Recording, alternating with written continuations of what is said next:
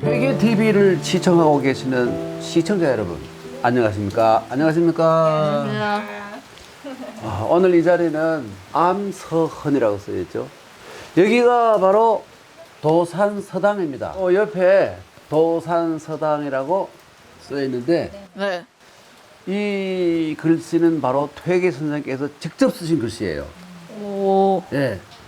퇴계 선생께서 문자하게 얼마나 밝으신 분이냐 하면 네. 도산 할 때 산자를 거의 상형 문자로 그렸었어요. 삐쭉삐쭉한. 그리고 서자를 쓰시는데 옆에 보면 한 획, 두 획, 세 획, 두 획 있죠. 두 획이 뭐냐면 사람의 손인데, 그리고 그 중간에 있는 건 뭐냐면 붓이에요. 그리고 밑에는 날일자 있죠. 그것은 뭘 써놓은 거예요. 그러니까 이게 서자인데 퇴계선생께서 얼마나 섬세하신 어른이냐 하면 여기에 우리 옛날에 쓸 때 이렇게 쓰지 않고 우리나라 사람들은 들고 썼어요. 그래서 그 이 팔 이 부분을 이 위로 그랬었어요. 자세히 보면. 그러니까 얼마나 섬세하신 분이냐 이걸 알 수 있습니다. 그런데 퇴계 선생께서 이 집 요거 부엌 하나, 방 한 칸, 마루 한 칸 이거를 짓는데 4년 이상이 걸렸어요. 그런데 사람들은 뭐 퇴계 선생이 뭐 엄청난 부자였다 그러는데 이 집 하나 공부하기 위한 요즘 말로 치면 오피스텔 하나 짓는데 4년 동안 고심참담 경영해서 지었어요. 그러니까 그 당시에 이 퇴계 선생이 뭐 엄청난 부자였는데 돈을 막 쓴 게 돈이 있어도 아끼고 공공의 이익을 위해서 썼지 많은 그 이 소작농이나 일하는 사람들을 위해서 베풀었지. 근데 본인이 잘 사는 데는 별로 관심 없었던 분이라는 거를 이 집 하나를 봐서도 알 수 있는 거예요. 알겠습니까? 그건 그렇고 오늘 이 자리에는 현지혜 박사, 북경대학에서 철학을 지금 공부하고 계시는 분인데 현지혜 박사고요. 이번 보조원은 오늘 사회 겸 이 제일 노털 영감. 저는 김원종이라는 사람인데 대학에서 정년퇴직을 하고 별로 할 일이 없어서 놀고 있는데 마침 퇴계 TV에서 저를 이제 불러가지고 심부름하라고 해서 제가 심부름을 하고 2번 보조. 그리고 이 자리에 주인공은 누구냐 하면 바로 여기 앉아있는 꼬마 녀석이 누구냐면 퇴계 선생의 18대 손. 18대 손? 그러니까 17대 손이 이치혁 박사님이라고. 아빠가 어느 대학 교수님이지? 공주사범대? 그렇지. 공주사범대 교수로 계시는 이치혁 박사님의 둘째 아들 이형석 박수. 반갑습니다. 이형석 군입니다. 그래서 세 사람이 퇴계 선생께서 4년 내지 5년의 고심참담 경유에서 긴 공부를 하시기 위해서 이 집을 지어놓은 이 서당. 그러니까 도산서당. 이게 언제 완성이 되느냐 하면 1560년. 그러니까 퇴계 선생이 일생 동안 서당을 하나 짓고 싶었는데 드디어 60살이 되어가지고 겨우겨우 요걸 하나 지었어요. 그때 스님들 두 분이 막 한 분이 짓다가 돌아가시고 또 뒤에 또 한 분이 열심히 도와가지고 집을 짓어요. 예. 그리고는 10년 동안 여기에서 제자들을, 그러니까 대선생님 저기 앉으시고 여기 앉으시면 그 천하의 제제 다사들이 여기에 가득히 앉아 있을 때 그분들이 바로 조선 후기 250년, 300년을 유지시킨 근간, 골격이 되어가지고 이렇게 만들었던 그 위대한 그 이 교육의 장소가 바로 이 자리예요. 18대 후손인 이형석 군. 감회가 아주 새로울 것 같은데 이형석 군 그 소감이 어때요? 모르겠어요. 에이, 그래도 한마디 해야지. 모든 분들이 보는데 소감을. 천재라고 소문난 우리 이형석 군이 그래. 여기서 더 배우면 좋겠어요, 사람들이.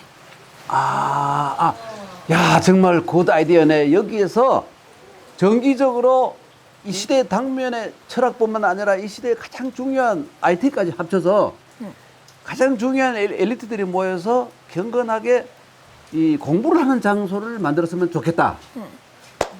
역시 참 이 퇴계 선생의 18대 이 혈손다운 참 정말 멋집니다. 박수 한번 우리 칩시다.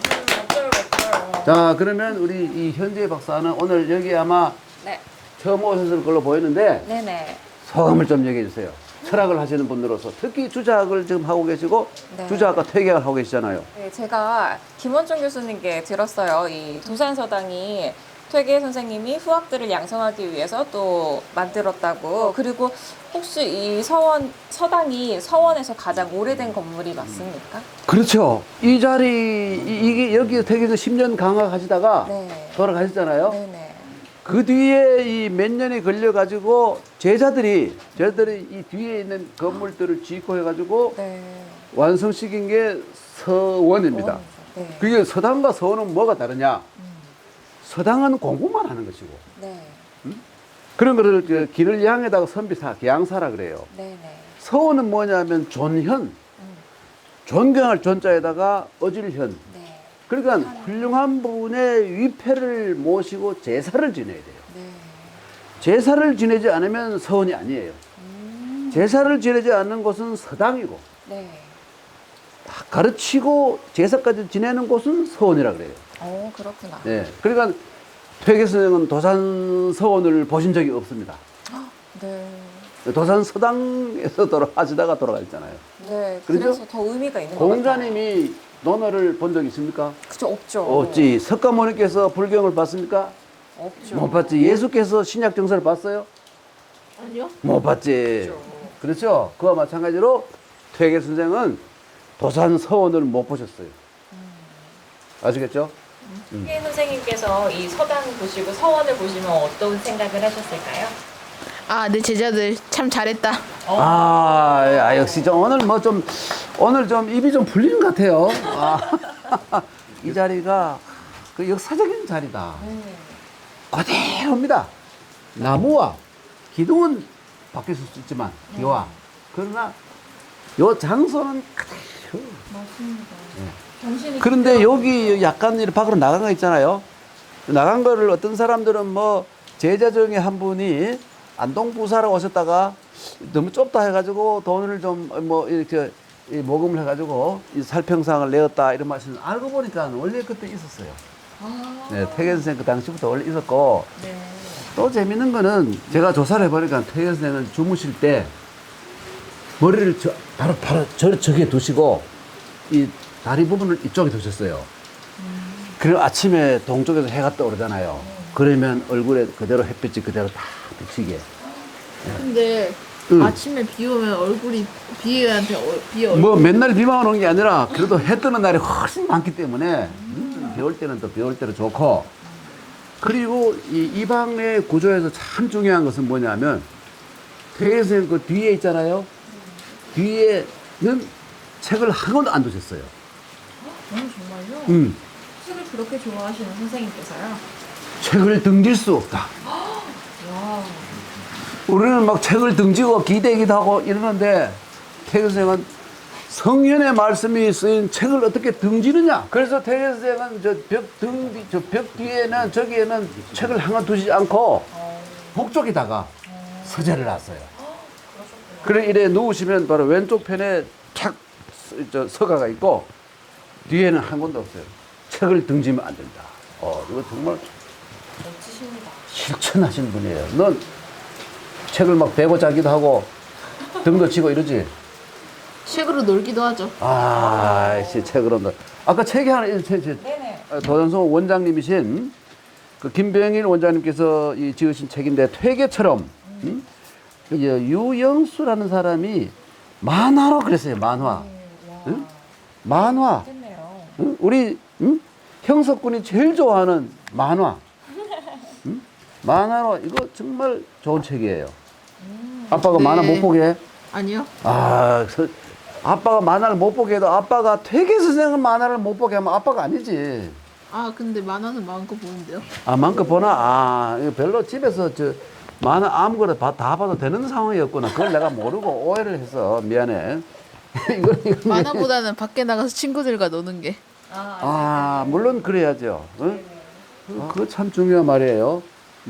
애들이 책만 보고 공부만 하면 되지 않고 애들을 데리고 나가서 산으로 들러 다니면서 물고기도 잡고 이 달리기도 하고 말이야 걷기도 이렇게 해야 이게 앞으로 학생들이 진짜 훌륭한 사람이 된다. 연관이 많이 되어 있는 것 같아요. 그래서 애들부터 말이지 들어앉아가 책만 보게 하면 안 된다 이거예요. 회계 선생님도 어릴 때부터 참 또 공부 열심히 한 분 아니었어요.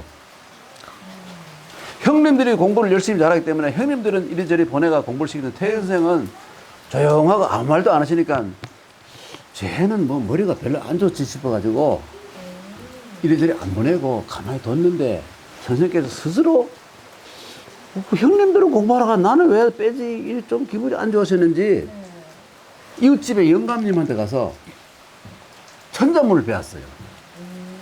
그러니까 그 영감님 누군지도 모르는데 하여튼 이웃집 영감님한테 천자문을 아는 사람이 많잖아요. 공부를 처음 천자문을 시작했다니까. 그때 알고 보니 머리가 엄청나게 좋은 천재인 거를 천재 소년인 걸 알아낸 거죠. 그전에는 몰랐었어요. 이 방에 들어가면 암서원이라고 돼 있어. 완납제 암서원이라고 저기 어디 있나 암서원. 여기 있네. 여기 사람이 이렇다니까 바로 뒤에 있는 걸 두고 어디야 암서원이지. 이래 인간이 이렇다니까. 암서원 이게 뭐냐면 암이랑이 뭐냐면 암혈 바위와 동굴이 있는 그러니까 아주 산 깊은 곳에 이 조용한 외진 곳. 그리고 서라는 건 뭐냐면 새가 날아서 이 저기 그 기수로 들어오는 걸 서라 그래요. 그 서식. 이 헌이라는 건 마루 있잖아요. 마루. 그리고 이 속에 뭘 담아놓냐 하면 숨어 살기를 원하는 은사가 산골 깊게 들어가서 조용히 살면서 공부한다는 그런 뜻이에요. 이게 암서헌. 암서헌. 이거를 헌서암 이렇게 하면 안 된다. 알았지? 여봐. 이거 오른쪽 왼쪽부터 오른쪽 읽으면 안 돼. 알았지? 이런 거는 오른쪽에서 왼쪽 읽어야 되는 거야. 전교당입니다. 당교전을 읽지 않고. 예, 요즘 네. 너 한자 너 천자문 배웠잖아. 조금밖에 안 배웠어요. 조금밖에 안 배웠나? 그래도 저 정도는 알겠지. 아니요. 안다 그래. 암서헌. 암전. 그래 암이 뭔 뜻이라고? 암혈? 암이 뭐라고? 우리 오늘 천재가 오늘 웬일이지? 천재가 대답을 못해요. 암서헌이 무슨 뜻이지? 산속에 들어가 조용히 있고. 산속에 들어가서 맞아. 네. 그 다음에 선은 뭐야? 새? 그래서 새처럼 새가 이제 저녁 때 되면 이제 자기 기술을 들어가는 것처럼 선생님께서 밖에 나가서 젊었을 때는 세상을 구제하기 위해서 열심히 일하셨잖아. 단양 군수도 하시고 풍기 군수도 하시고 또 조정에서 큰일 많이 하셨잖아.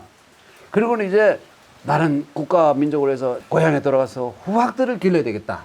학생들을 길러야 되겠다. 이런 큰 뜻을 세우고 50대 때부터는 고향에 늘 오시고 그러면서 이 장소를 어디로 할까 다니시다가 50대 후반에 이 자리를 알고 한 4, 5년 걸려가지고 완성하고 그때부터 60대부터는 10년 동안 여기서 후학을 양성하신 거야. 알겠지? 그럼 뭐 궁금한 거 없어? 질문 좀 해봐. 한자라에게 질문 좀 해봐.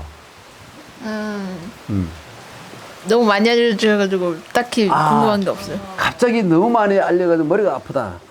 궁금한 게 없어요. 궁금한 게 없어? 오늘은 이형석 군이 좀 전과 좀 다른 면모를 보이고 있어요. 상당히 점잖아지신 것 같아요. 그게 아니고 장관 사이에. 오늘 궁금한 게 없어요. 왜? 오늘이요? 다 알아가지고 궁금한 게 없어요. 다 알아서. 그 참 좋은. 그럼 우리 현 박사가 궁금한 걸 얘기 좀 해봐요. 네.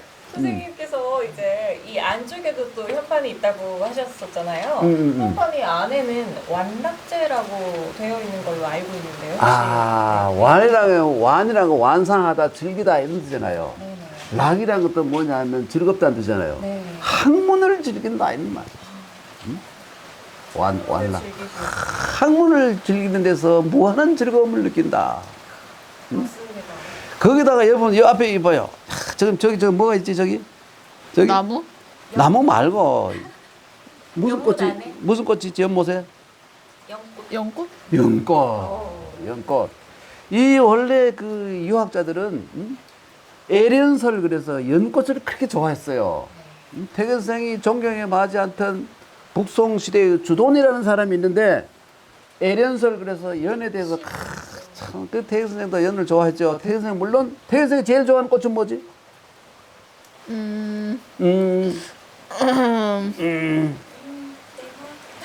뭐지? 매화? 매화 맞았어요. 역시 좀 다르네. 태계 선생은 매화를 너무너무 좋아해서 태계 선생이 스스로 매화가 되어가지고 태계 선생에게 시를 써줘요. 스스로 매화가 되어가지고 시를 써주고 또 태계 선생 그 시를 받아도 매화에게 또 시를 지어주고 그 매화와 본인이 이 일심동체가 된 거예요. 여기에는 보면 연못이 있지? 어디요? 연못을 자세히 보면 연못이 둥근 연못일까요? 네모진 연못일까요? 네모. 네모 맞았어요. 야, 역시 좀 다르네요. 아, 이거 정말 나 깜짝 놀랐다. 자네는 천재가 틀림없어. 이 불교에서는 원을 좋아해요. 시비 이런 거 필요 없다 이거예요. 시비고 뭐고 없이 모든 게 허무한 것이고 공이니까 둥글게 살자 이거예요. 그러나 이 유학은 아니에요. 방정해야 돼. 응? 네모 반듯해야 돼. 분명히 방정하다 그러잖아. 응? 방이 바로 이 방형이잖아요. 정은 바로 정자고. 그래서 시시비비 서근지짐, 수오지짐, 사양지짐, 시비지짐 이게 이 예지인데 시비가 뭐냐면 방정해야 된다 이거야. 좋은 게 좋다? 이거 안 돼. 시비를 확실히 가려서 형석이는 좀 시비를 가르는 편이지? 네? 집에서 형님하고 시비를 가르냐 안 가르냐? 옳고 그름. 잘 안 갈리는데. 안 가르는구나. 형제 간에는 시비를 가르면 안 되지. 역시 정답이에요. 응? 세상에서 살면서 이 지저분한 인간들과의 삶에서 이럴 때는 정말 단정하게 시비를 가리고 응? 그리고 유학은 뭐냐면 용서를 하더라도 시비를 가리고 난 다음에 용서하라 이거예요. 응? 그렇죠? 그 참 중요한 이 가르침입니다. 그래 여기는 그 완락제 혹은 여기 저 정우당이라 그래요. 맑을 정자에다가 버두자. 응? 그렇죠? 정우당. 그리고 저 앞에 가면 또 태계에 파놓은 정자가 있어요. 정자가 그게 뭐냐면 열정이라 그래가지고. 열정. 우물정. 맑을 열. 맑은 우물. 저감 있어요. 이따 물 한 잔 먹고. 그건 또 뭐냐면 열정 한천식이라 그래가지고. 맑은 우물에 있는 차고 시원한 물을 마신다.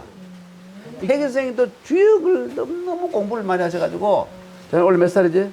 12살이요. 12살. 자네 태계선생은 19살 때부터 주역 공부에 완전히 심취해서 밤낮 없이 공부를 하시다가 건강을 완전히 잃어버렸어. 태계선생이 그 1,000원짜리 돈에 보면 태계선생이 좀 바짝 마르고 약해 보이잖아? 20살 때부터 그랬어 벌써. 아이고. 너무 주역 공부를 하시다가 건강을 완전히 해져버렸어요. 그래서 골골골골 이렇게 사셨다고, 평생을. 굉장히 몸조심 마시면서 살았다. 그게 뭐냐면 주역 공부를 너무 열심히 하다고.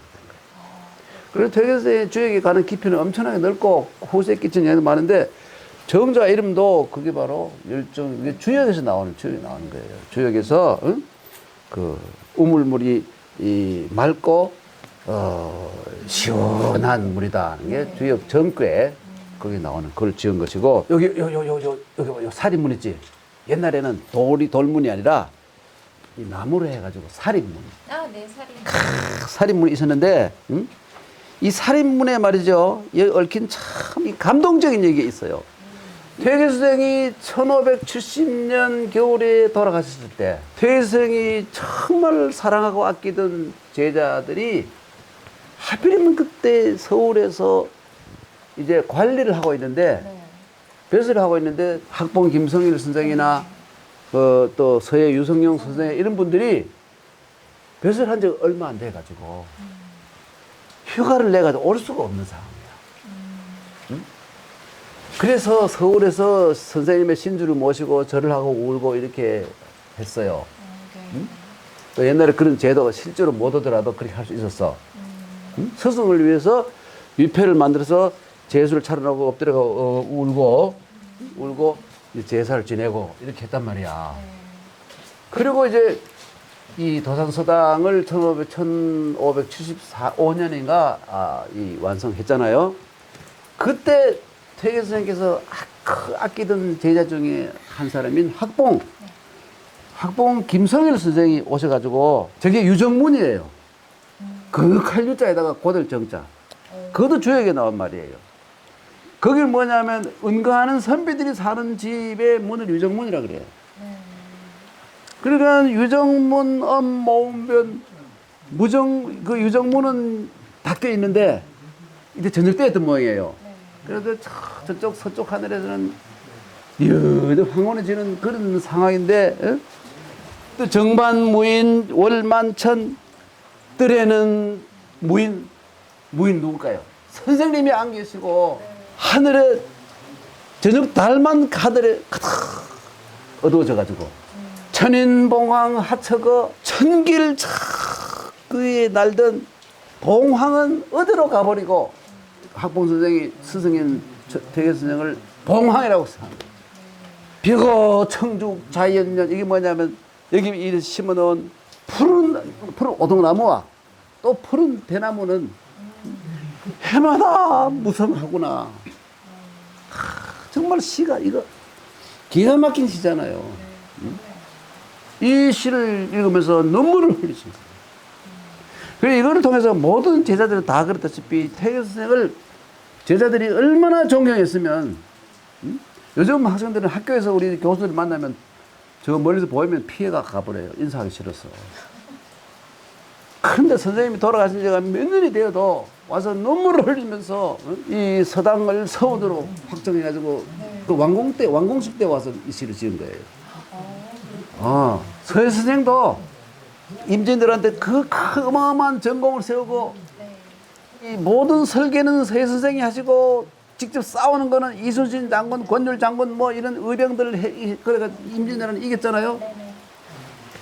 그러고 난 뒤에 이제 서예 선생이 선조 대왕에게 배신을 당했어요.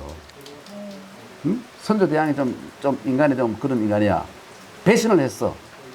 응? 그래 할 수 없이 열흘에 오셔가지고 하도 화가 나가지고 말이죠. 회고록을 쓴 게 그게 뭐냐면 징비록이잖아요. 징비록. 네. 회고록을 쓴 거예요. 응? 정말 그게 없었으면 임진왜란한테 상황이 어땠는지 알 수가 없었죠.